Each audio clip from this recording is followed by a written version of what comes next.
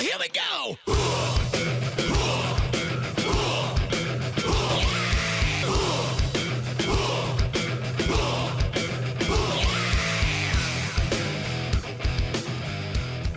Welcome to Close Combat. I'm Sergeant First Class Randy Randolph. Coming up, we'll have all the welterweight action in the Army Championship Combatives Tournament. But first, a closer look at the Modern Army Combatives Program, which has evolved dramatically since the early days of hand-to-hand combat training in World War II. Now more than ever before, combatives training is relevant to the battlefield and helps save soldiers and civilians' lives.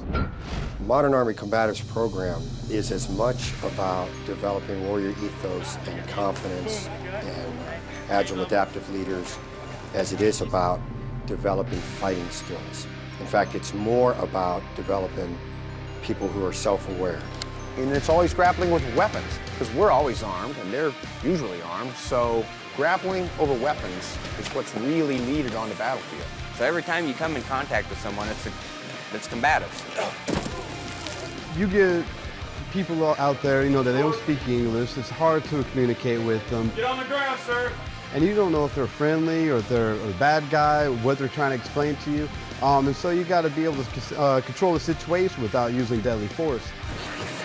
Keep it shit. Yep. Got it. The basic and tactical course, what used to be the level 1 and 2, are taught out around the force in the units by their indigenous instructors.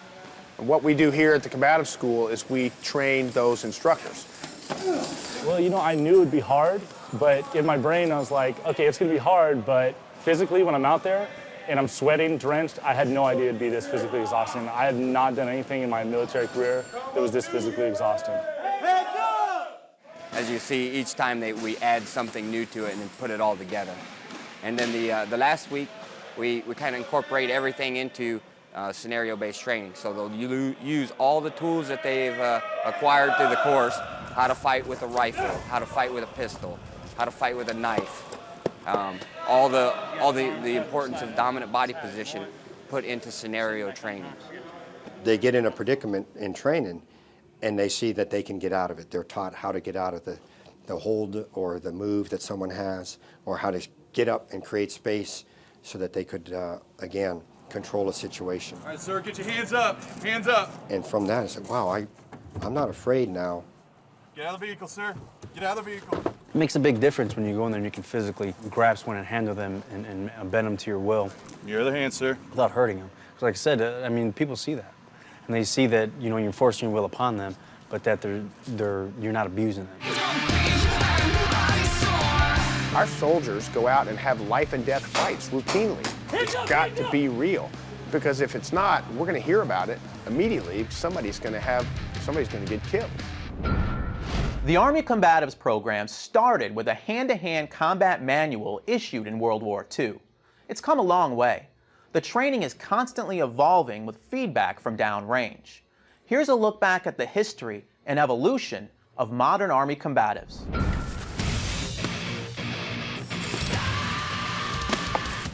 We've had combatives training forever.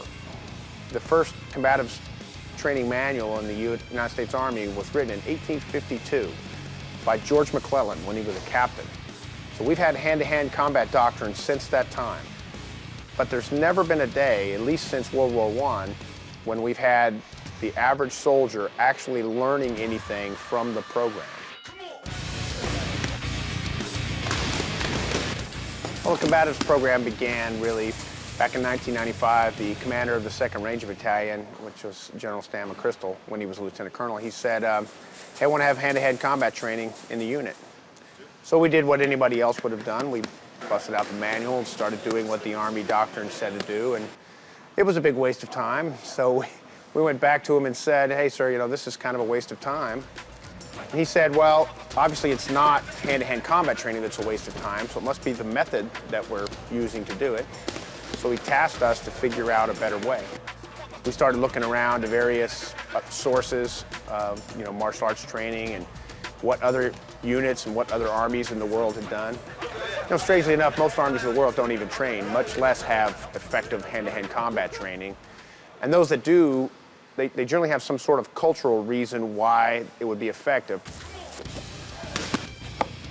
When you teach people how to really fight and they know it's real. Hands up, hands up! And so I knew all along a couple things. Number one, I knew that this was useful stuff that soldiers needed to know. But number two, I knew that it would spread throughout the Army. I was a traditional martial artist for a long time, so I trained my guys back in the 80s and whatnot in the martial arts I was doing, karate and judo and whatnot. And I made the same mistakes that most every martial arts teacher in the military does. I taught those martial arts and the training methodologies and pedagogies from them to my soldiers. And I was entirely unsuccessful because those training methodologies and pedagogies, they don't fit the culture of the Army. They don't fit the reality of how much time you have to dedicate to it, who's motivated to do it, etc. When I started doing this method, it worked immediately. The boys really learned how to fight, and they knew it, and they were fired up about it. And then it started spreading, you know, from that squad to that platoon, to the company, to the battalion, to the brigade, and it was obvious. Show somebody something that's real, they know it's real, they get fired up about it. So I'm learning how to fight, it's life-changing. We've seen the practical combat applications of combatives. Coming up, see Army Combatives training at work in the welterweight finals.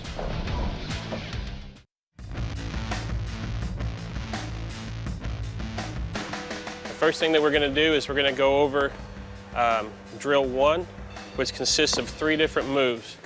It covers the arm push and roll, where the man on the bottom is trying to improve his position, and he will trap his opponent's arm and his leg and roll him into what is considered the guard position.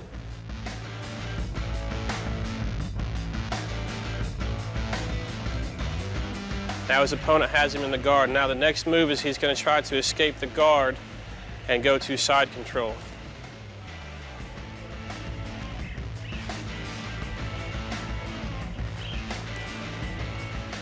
Here he's in side control, and his next move will be to achieve the mount. And after he's done that, you'll see that he has gone from the man on the bottom to the man on the top. He's improved his position each time. And now he's in a position to win the fight or finish the fight. Level 1, again, is all about improving their position. So we'll go off of the same thing that we talked about in the first drill, off of the arm trap and roll. So the opponent on the bottom, he tries to do the arm trap and roll based on what the opponent on top is doing, but the opponent on top sees it coming. So as he does that, he creates space, and this gives the man on the bottom the ability to move out.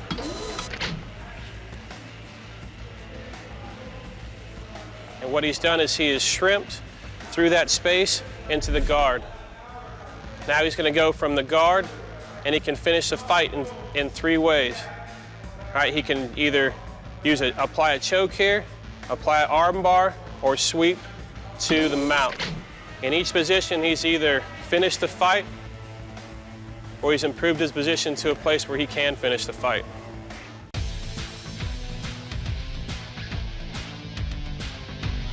I'm Van Stokes, here with Matt Larson, Director of the Army Combatives Program. Matt, you were ringside at the annual Army Combatives Championship. Tell us why this competition is so important to the Army Combatives Program. Well, a successful combatives program needs a motivational tool, a way to get people to train hard. And you can see through competition, it's the very best way, just from the level of these fighters. They wouldn't be this good if there wasn't this sort of thing going on in our program. So the old adage is true. We will fight as we train. Let's meet our welterweight fighters. Jason Quast and Anthony Ogden competed for the bronze medal. Let's hear their strategies going into this welterweight consolation fight. Make his smile look like mine. Most of these guys are wrestlers, and you know, they love that wrestling background. Just take you down, hold, stall. So my plan is to keep it up on their feet. We're gonna kick, box, fill him out, see how he reacts to punches. Has he ever been punched? Then if you start shooting, then we're gonna have to defend the takedown and stay away from his comfortable side. It's cool, it's kind of stressful, actually, because, you know, everyone expects you to do well, and it's in front of your peers more than anything, and you know, you want to be known amongst your peers as the man to beat. If he feels comfortable putting me on my back, then I want to keep him away from his comfortable. I want to put him in an uncomfortable zone, make him feel like, oh wow, I never been here, I wasn't expecting this, and what I'm gonna do now. So hopefully the tables will be on my side. So Jason Quast was right to the point, Matt. He said, I want to make his smile look like mine. In your opinion, good strategies from each of the combatants? Well, Quast is a very experienced fighter. He's our two-time champion. He's coming back now fighting for third or fourth. But he's very resourceful. He's got a lot of things going to him. I think Okun's going to have to really come with something to take this one. So Ogden is going to have a little bit of a search and then seize, perhaps. Perhaps. Well, we will see. Let's get to the action.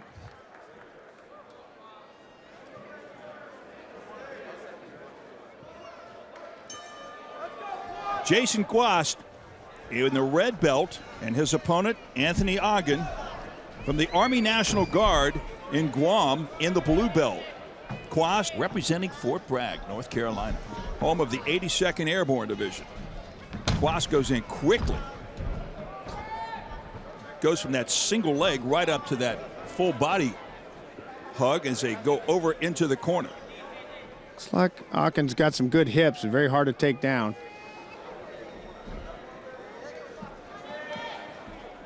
Quast a bit on the aggressive right now. Wants to bring his opponent, Ogden, back to the center of the ring if he can. And again, a lot of dancing. They separate and then go back to some striking opportunities. Well, Quast has got some good judo skills he's shown in the preliminary bouts, and you can see here the interplay between striking skills and takedowns. I wouldn't be too surprised to see something happen quickly. Wouldn't have expected that. I mean, that's hardly a takedown. You saw Quast quickly go to that wrap, and then Ogden gently lowering him to the mat. Well, he must feel like his ground skills are better to go there. I think probably a mistake. Ogden has shown some good skills as well, and I don't think this is going to work out the way Quast thought it would. Well, Quast, fortunately, he held those hands, held those arms in, neutralized those forearms, and now kicks his way out of it and comes back to the standing position. He got out of that in pretty good shape, did he not?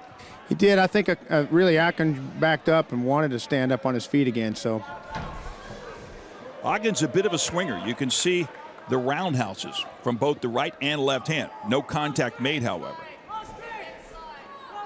Big uppercut. Follows it right back up with a quick combination. In his pre-fight strategy, he said he wanted to keep it on his feet. And I think that's where he's wanting to be now.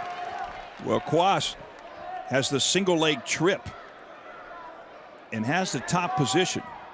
But again, not a lot of combat taking place. Not a lot of striking. Not a lot of blows. It's emerging now that Quast wants it to be a ground fight and Ogden wants it to be a stand-up fight. And so which one is going to be able to impose their will, we'll see. This is a welterweight bout. Again, weight classes goes up to how many pounds here in welterweight, Matt? Well, the males in the welterweight go up to 155 pounds. And we don't see a lot of women. There you see a quick strike. We don't see a lot of women in this particular weight class. In fact, the higher we go, the fewer women you probably see. That's exactly right. I mean, the amount of women who weigh in at these higher weight classes. Remember, they get a percentage weight overage. So at 155, the female could be weighing up over 165. So as we get to the higher weight classes, there's just fewer and fewer soldiers at those sizes. Quast starting to get active now, delivering some striking blows to the head of Ogden. He's almost mounted. He's working a bit of an arm triangle there, maybe. It looks like he's out of that. Ogden's doing a good job with his hips. Looks like they're going to put him back in the center of the ring now. Now, the referee's going to give him a certain amount of time on the mat, and then if there's no action imminent, he brings them back to their feet. That's true, and he also wants to keep them away from the edge of the arena. You don't want your fighters coming out of the arena. Ogden's blue belt came off, and so the referee tossed that to the side. As Quast remains in the top position, tries to deliver those body blows. I think Ogden made a mistake there, letting his hips go. I'm trying to turn him over. He recovered. And Quast is got Ogden pretty much in control from the top position, although Ogden tries to neutralize him as best he can with that guard. I think at this point nobody's really damaging the other fighter, and they're fighting pretty neutral. Although Quast is the aggressor, he's the top fighter. So Jason Quast out of Fort Bragg, North Carolina, refuses to let Ogden back up to his feet. Landed some pretty good blows there, yeah, as he came around the legs.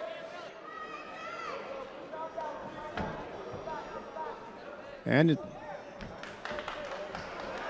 looks like Quast went for the back mount there and failed to get that far hook, and now we see the roles reversed. Hawkins showing some good skill, bringing that first leg through. Let's see if he can free the next one up or raise up and land some blows. There you see the pounding of the mat, signifying there's 10 seconds remaining in the first period between these two combatants. And Quast not jumping to his feet because he realizes it's the end of the round. Very difficult round to call there. Quast seemed to be losing while they're on their feet, but spent most of the ground game on the top. But Ogden reversed it there at the end and did some good work himself. A very close round. Well, the scoring system is what you call a 10-point must system. Explain that, Matt. That's right. Each of the 3 judges has to score 10 points on each round for the fighter they thought won the round. And then they score the other person 9, 8, 7, depending upon how dominant they thought they were. You can see the Guam team there.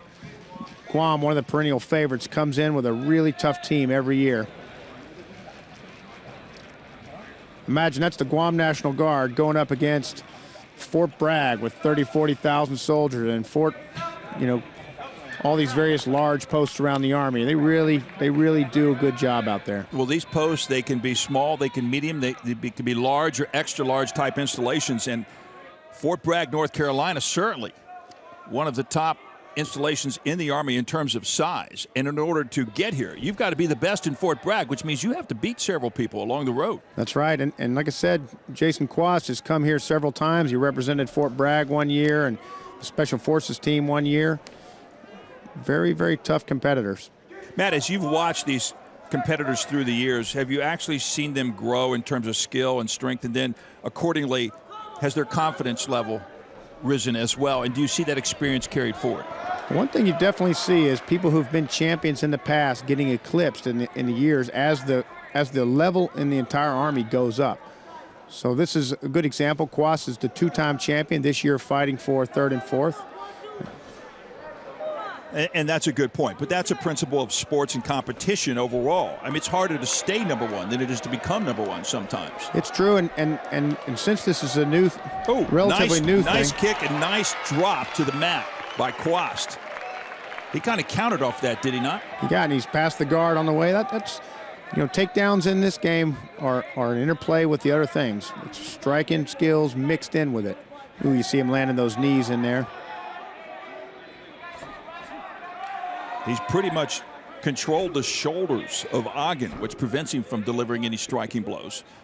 And now Quast is in the position to use his knees if he wishes. And watch Quast using that shoulder to strike with as well.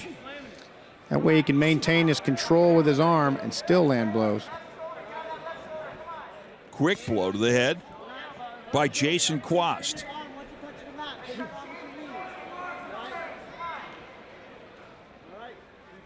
So you have literally seen Army combatives grow through the years, not just in size, but in quality as well.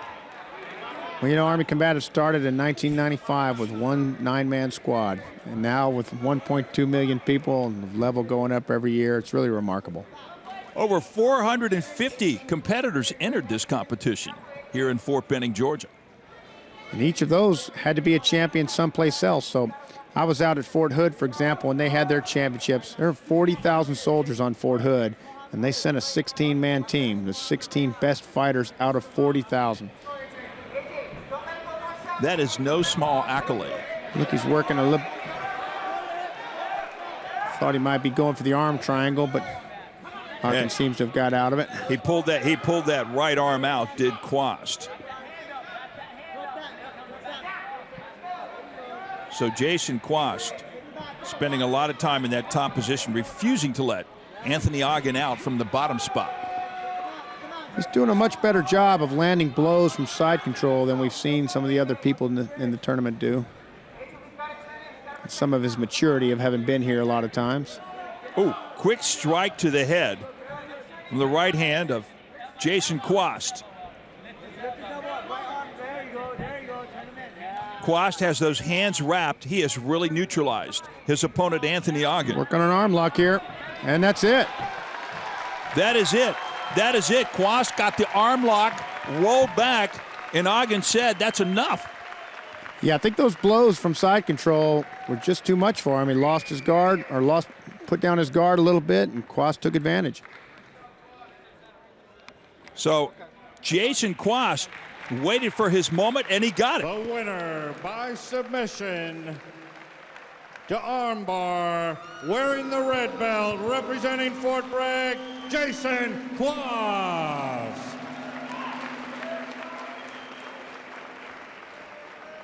Jason Quast, our winner of the bronze medal in this welterweight division. He game planned his bout in a really strategic way and then waited for his move, his opportunity, Matt, and took the best of it. That's right, and you really got to give a hand out to Anthony Akun. You know, the Guam team has come on hard. I think this is the first time they've put people in the finals as tough as they've been. Where'd you see the turning point in that match? Well, when the second round came out, Quast decided he was going to be the top guy and be past the guard.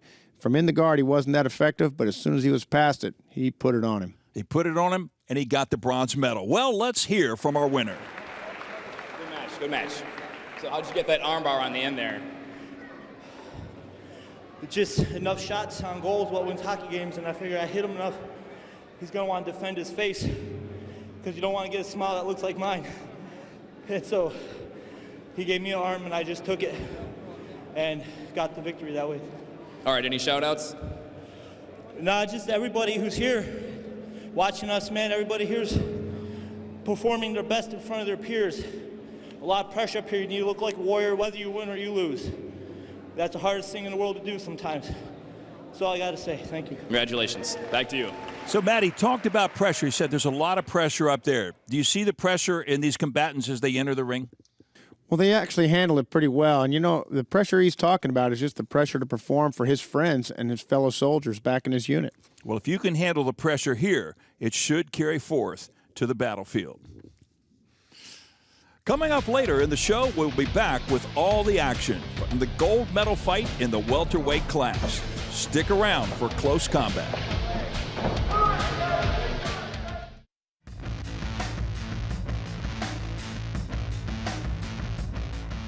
The other things that we cover in week 1 of the basic instructor course is boxing. So what we'll have now is we'll have demonstrators put on the gloves and the pads, and we'll go through some of the things that we teach in boxing.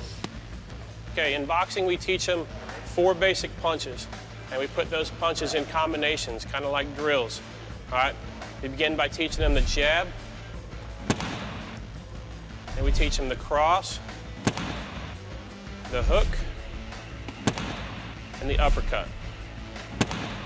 And we put these in combinations. We have combinations 1 through 5. All right, combo 1.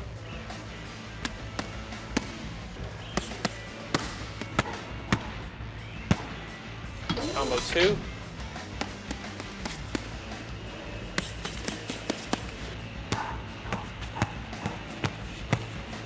Combo 3.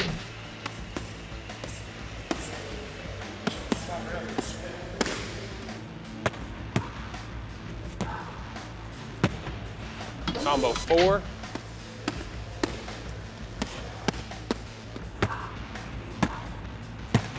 And combo 5.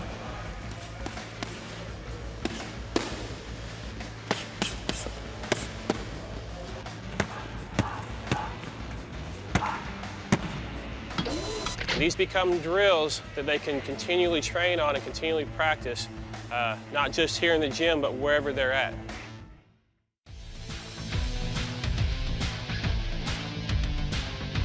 Combatives training is intense. It's a physically demanding workout that strengthens both the body and mind. Fighters learn to anticipate their opponent's next move and build confidence to control any situation.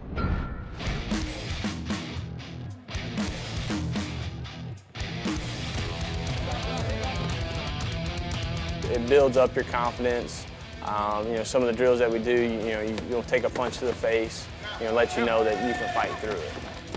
For the most part, it's definitely very good for a soldier, airman, or anybody like that to know how to defend themselves. Because if they're alone, if their ammo runs out, there's lots of different scenarios where they would need to know how to defend themselves. Get out of the vehicle, sir. It's important to train the new soldiers coming into the Army that they're going to be in harm's way, but they need to be prepared for it.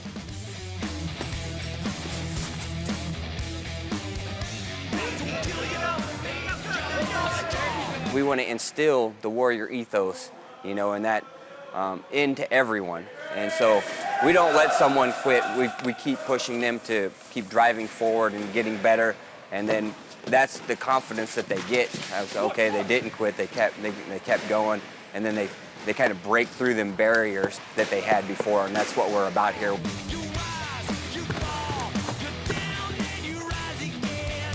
If it ever has to come down to it, I'll know how to react if a soldier or an enemy combatant comes in behind me or to the front.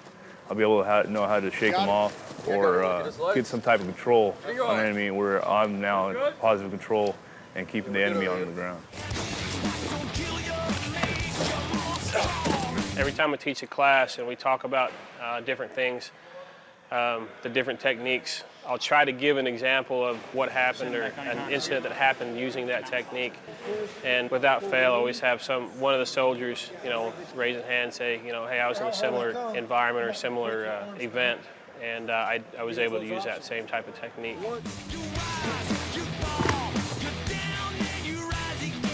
It actually raised my confidence a lot because I was intimidated by a lot of the guys, especially this class, I'm the only female.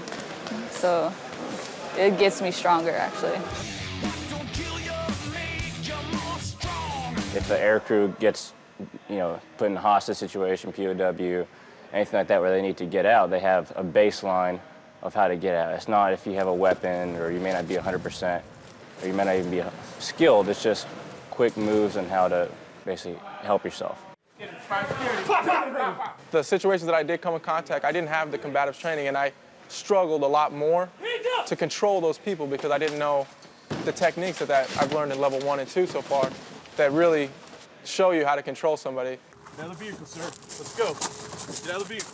We have after-action reviews of 1,500 to 2,000 different instances where M4 or a long gun was basically taken out of the fight, and a soldier had to defend himself using his hands or his feet.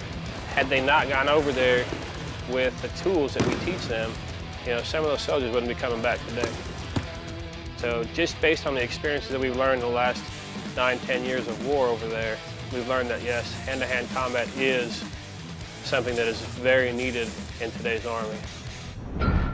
We've seen how the Army trains, but what about the rest of the services? Up next, a look at the Marine Corps and Air Force Combatives Program.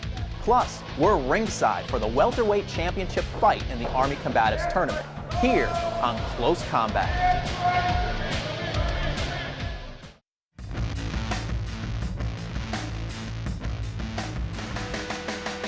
All right, in week 2, we introduce Muay Thai boxing.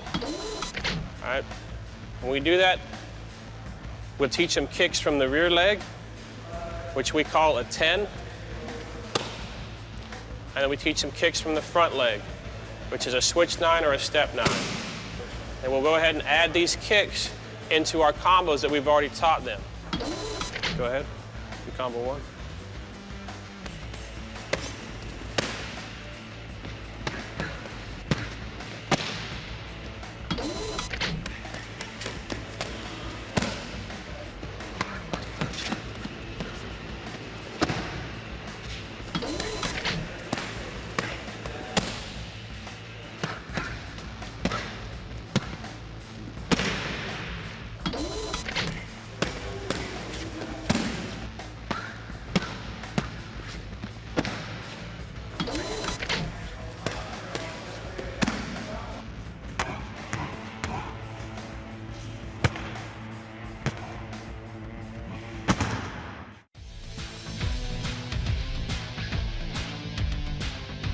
Welcome back to Close Combat. a series on the Army's and other services combatives training. Here's a look at the Marine Corps Martial Arts Program, or MCMAP, which traces its roots back to the trench fighting of World War I. The focus is on emphasizing the complete development of Marine warrior. So the next thing we got is controlling techniques. From day one, when Marines come in, they essentially start from the basics, going over the tan belt, gray belt fundamentals. Essentially, from there, we're going to teaching them different techniques. Like this. Come here. The physical discipline is the training and the honing of our martial skills, our combative skills, along with the combat conditioning that's essential to apply this warrior trade. We're going to teaching them different techniques. Shoulder throw, hip throw, counter to the knife. Just different techniques you can use downrange that you don't get day-to-day basic training. Through the Marine Corps Martial Arts Program, we're seeing Marines that are physically and mentally fit, they're physically and mentally tough, they're able to handle the challenges of today's modern battlefield, and they're doing it in superb fashion.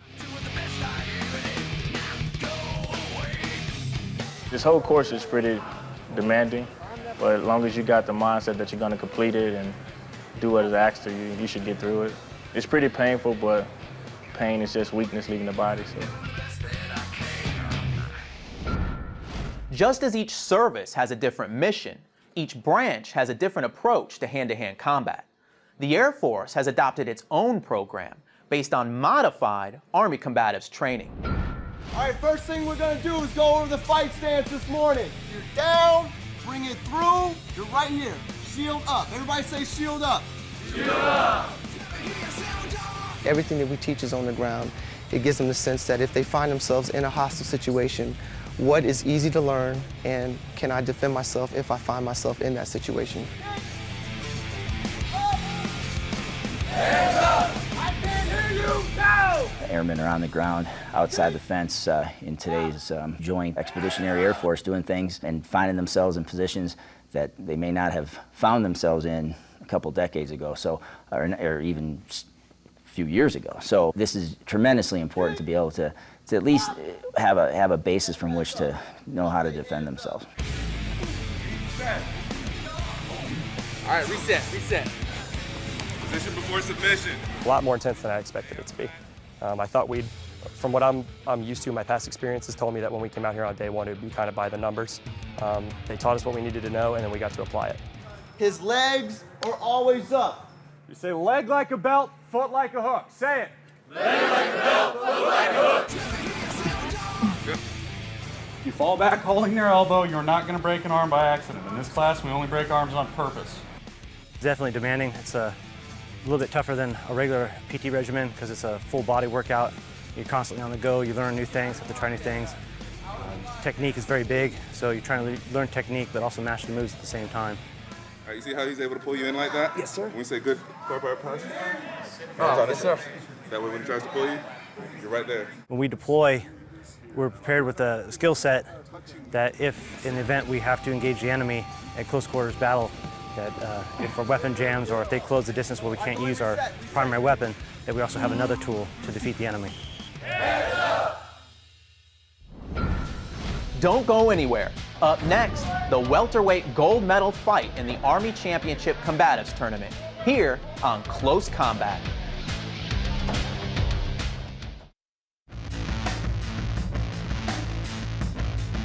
All right, all the skills that we teach them in the first 3 weeks are to get them ready for combat. One of the drills that we do for this is called the 2-on-1 drill. All right, we never try to attack an opponent by ourselves if we can help it. Okay, so what we do here is we have 2 demonstrators in their kit, and we have a bad guy here. The bad guy is going to try to attack them, all right, while they're trying to control the situation. And they'll finish the fight, put him in a position to cuff him up and take him back to the fob.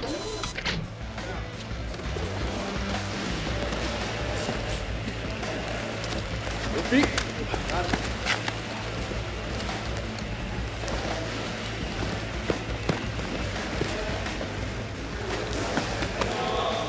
We are. Good. Down. Many of these moves become more difficult as they're doing it with their combat equipment on. So we have to spend time practicing it with our combat equipment on so that we know what works, what moves that we can do with them on, how we can get around our own weapons, get our weapons out of the way so we can apply the different techniques. All right, secure.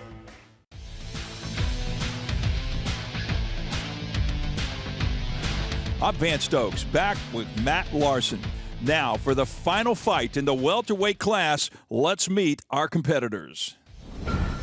Marcus Daniels and Trey Robbins fought for the championship title. Let's hear what they had to say leading up to this welterweight fight. It's a big boost to my confidence, but as far as that, I already knew that I could be here. I've always wanted to be here. 3 years ago when I started MMA, I started MMA just because I like to fight. You know, I'm just one of those tough guys. I like to fight, but I'm also, I call myself a student of the game because I love to learn from everybody. Even the people that like do taekwondo and kicks to the, all that kind of stuff. I love to learn from people because all of it applies. I'm a competitor, so I have heart and I have drive to win. I didn't come out here to lose. I dieted, I trained hard. I put in 5 to 10 miles a day, I was committed to win this tournament. I didn't come out here to lose, so. I'm a stand-up fighter. I'm not a jiu-jitsu guy. I'm not a grappler. I'm a stand-up fighter. I like to fight. I wanna punch him to the point where he gives up and he makes a mistake, and then I'll take him to the ground and use my jiu-jitsu and my combatives to stay on top of him and ground and pound. And that is my strategy. I'm just gonna try to keep it on the feet. I'm comfortable on stand-up realm. I'm comfortable on my back. I'm comfortable on top game.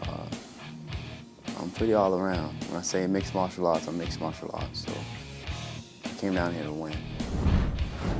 Wow, Matt, you've got two competitors, very confident, very strong, a lot of passion, committed. They both came to win. What do you see in this bout? Well, they both had to get here through a grappling tournament, so I'm pretty sure both of them have good skills there. A lot of times this round comes to who can transition and has a better stand-up game. Daniels was talking about that, so we'll see what he's got. He's got the passion. They have the commitment. They have the desire. Let's get to the action and see what they bring to the ring.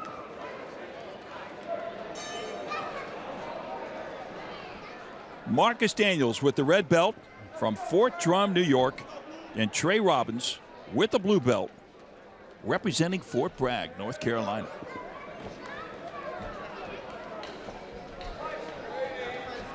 And you talked about the commitment. You talked about the passion. And certainly the opportunity to learn as you go along. And right now, they both bring a decent level of respect, one for the other in the ring. Well, you can see it as they're dancing around, feeling each other out. Robbins is coming from the Fort Bragg team. That's a former championship team as well. And there's a lot of good experience and knowledge on that team. So we'll see what he's got. Daniels the first to move in, tries to get a striking blow, but very quickly Trey Robbins wraps him up as they go into the red corner. You'll often see that the guy who wants to be the striker doesn't get a chance to, because to be the aggressor, you have to give the guy, you have to come close, which gives the grappler what he wants. Daniels tries to get the upper body turned. Doesn't get there. And Trey Robbins does a pretty good job of neutralizing him, pressing him against the corner, and now over against the ropes. Now, can you use those ropes to an advantage? No, you're not allowed to grab the ropes. Really, they're just there to keep you inside the arena. So you can see the guys on the outside sometimes maneuvering the ropes to keep them in the way. It's just a safety factor.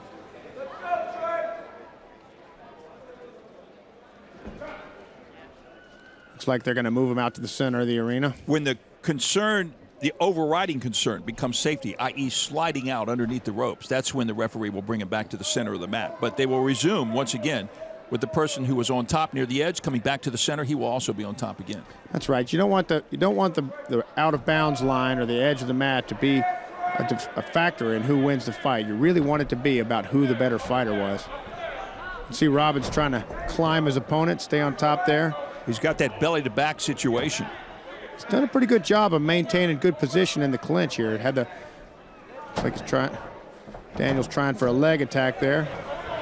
Tries to get that spin out and reversal. He's looking for a guillotine choke. He's got a good wrap around the neck. He has Robbins the is guard. tapping. Oh, and he taps out. He got the choke. Got the choke. Learned as he went along, took advantage of the opportunity, and gets the tap out. There's a good look at it. And the choke's in. And Trey Robbins says, I'm tapping out of this. Submission by guillotine, representing Fortra, Marquis Daniels. Marcus Daniels wins the gold medal in the welterweight division as a result of a submission. As he gets the gold medal draped around his neck.